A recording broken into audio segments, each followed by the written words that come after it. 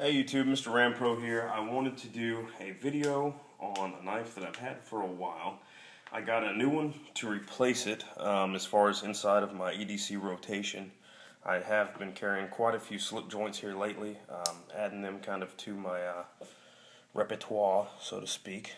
But if you could understand that with my Alabama original accent and my Georgia influence right now. This here's the Case Mini Trapper, a great blade. This top one here was originally a yellow handled, much like this Case Peanut up at the top. A yellow handled model. I sculpted the handles with some JG10. I really liked them. I put the epoxy mixed in with the glowing powder, and really turns out pretty cool. You apply a flashlight to it, you leave it on your desktop or something like that, and it glows. Just kind of an experiment. I used this knife quite extensively, and I still do, as a matter of fact. And I probably still will. I'll tell you why at the end of the video, or closer to the end. But either way, I do think that it's a great blade, and it was worth the experiment, in my opinion. Now, this here has an awesome California clip point. Get these main blades back out again. You can tell that's just a sick little sweep on that thing.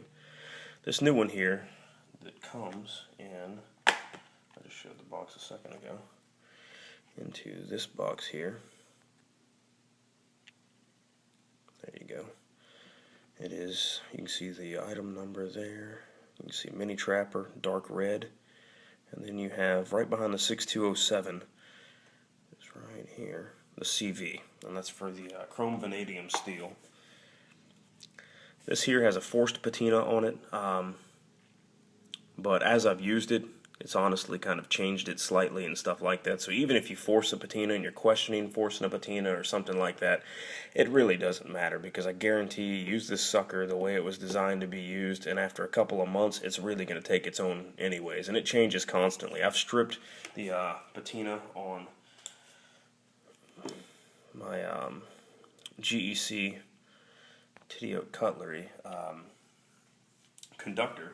I've stripped this patina several times, and it keeps coming back even darker and darker every single time. This sucker's almost like black, and it really looks cool. But used it to food prep, everything. I mean, EDC tasks. This one actually, you can't tell necessarily, but the end of the blade tip here, where it seems a little bit darker, kind of has a brown hue to it, and has a nice slick finish on it and stuff like that. But either way, that patina, I say all that to say that the patina is going to change regardless. So if you're hesitant on applying a patina, I wouldn't really worry about it. You know, people say, "Oh, do it natural instead of forced" and stuff like that. The natural patina process is kind of cool. It does come fairly quick, because I've used this Model 72 here a couple of times, and you can see that it's just straight up natural. I haven't applied any vinegar or anything. You see the back spring is still, it's kind of starting to get some color to it as well. It's kind of fun to see it change this drastically as you use it, but even if you apply it, it's not really a big deal. The pattern itself is really great. You do have a long spay blade and the California clip point. Now, the pattern's actually what I'm going to talk about. More so, you do have the nickel silver bolsters. You do have those two blades, like this, the long spay and the California clip point. On this one here, you have the dark red jigged bone, which turned out great in my mind. And I was kind of unsure about why this side had white still exposed, like where the bone didn't take the dye. This side here was a nice dark, like, you know, just a really rich red. I'd talked to a couple of people, and I'd heard that during the building process, you're on an assembly line like at Case, and you're building it. Well, they might just have a bucket of slabs, so they're just going to grab out of that bucket and just apply to either side. It might not even be the same person applying the slabs to it, so you're not necessarily guaranteed that it's coming from the same dye batch, or you're not guaranteed that it's even from the same piece of bone getting dyed. So there might be something naturally within the bone, because it is a natural handle material, keeping it from accepting dye in these areas. So either way, I think it adds to the character of the knife. I really do not mind. The majority of my Case knives, kind of like this jackknife here, have taken a dye really well. Here's the Case Peanut, and the same. These are actually the same colors, but you can tell that the peanut has a little lighter color here on the ends. But it's both the chestnut bone. So this dark red bone, in my mind, really just adds a lot of character to the knife. It really looks great, in my opinion. The pattern itself is not very large, a really small EDC blade. For comparisons, I will throw the case peanut back out there. Both of those are in the chrome vanadium steel. Here is your sow belly Stockman from case, and here's a case back pocket. I'm not going to compare it to really any tactical knives or anything like that. I don't really have any currently on the table anyways, so either way, this thing here is kind of what I wanted to show you guys. On the California clip point, the blade on the right was originally a yellow-handled model. And do you see the blade stock difference on those two knives? That is insane to me. You have a step down right here, and you get to extremely thin blade stock by the time you get to the tip of this knife here. Makes it an extremely good slicer. Really great for food prep, really great for anything. I mean, slices like a champ. It is honestly so thin that I would compare it to the case peanut. I mean, that thing is just insane. I mean, it's just really nice and thin. So that's really why I was saying in the beginning of the video that I wasn't sure if I was going to carry this one. Because of that blade stock, this one's naturally going to have more resistance and not slice near as good as this one. And this one's already kind of beat up. I've changed the handles out and stuff like that. So it's already got that character and everything. So I might just go ahead and carry this one. My son really wanted it. He wanted me to put it up. Oh, I want that when it glows in the dark and stuff like that. So that's the reason I originally bought this red one, just to replace it. But after seeing that blade stock, it kind of just has me questioning, you know, how did that happen? Is this an older model or is this an older model? You know, I hadn't really looked up tang stamps or anything. I'll show them to you there.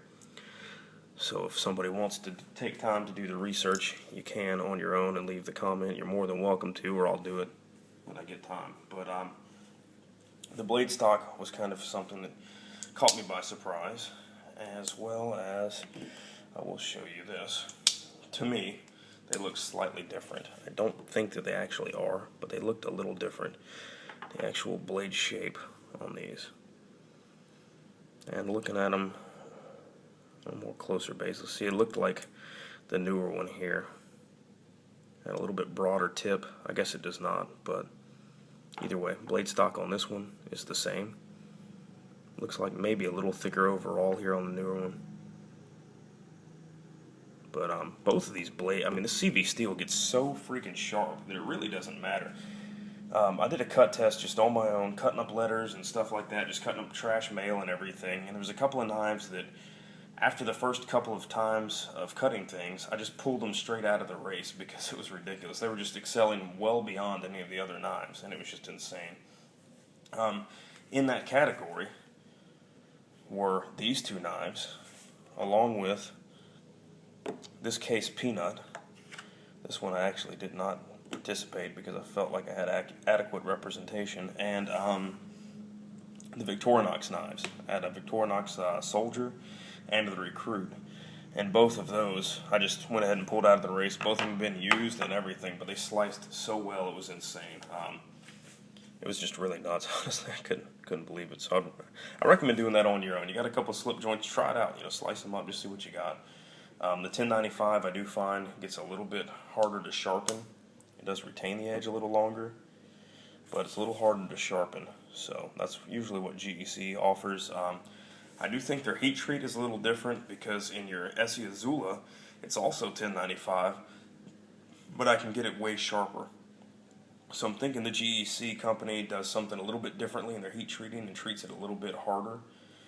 So just in saying that, I wanted to let you guys know that this pattern I think is a really great pattern. I've never done a video specifically on the pattern before, but you can see it there. I'll show the pretty one, I guess. But really nice. Overall, great pattern, great knife. I would definitely recommend it.